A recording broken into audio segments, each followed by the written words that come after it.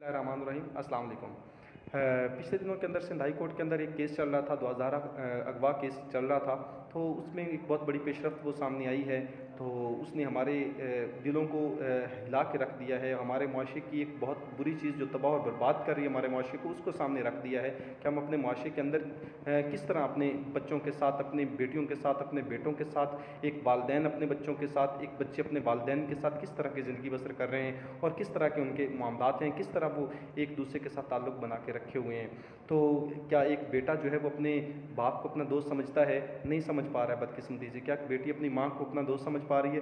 बदकिस्मती के साथ नहीं समझ पा रही है। और वो क्या चाह रही है कि मेरी जो दोस्त है वो फेलो हो या कोई किसी मोहल्ले के अंदर या किसी जगह पर रहने वाली वो लड़की हो, वो उसको अपनी वालदा से बेहतर समझती है और उससे अपनी तमाम दिल की बातें वो शेयर करती है। तो ये बहुत बुरी चीज़ है हमारे मुआशरे के अंदर, ये हमारे मुआशरे को बर्बाद करके रख देगी।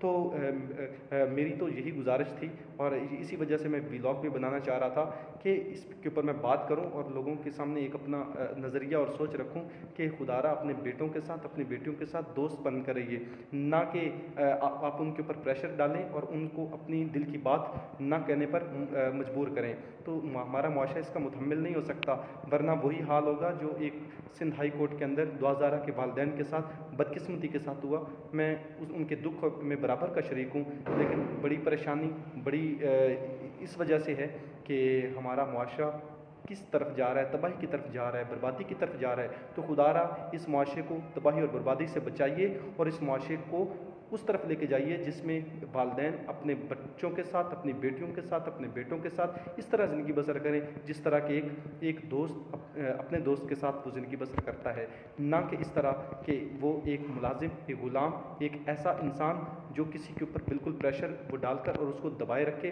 और उसको अपने दिल की बात न करने पर मजबूर करें। और अगर वो करता है तो उसको डांटा जाए।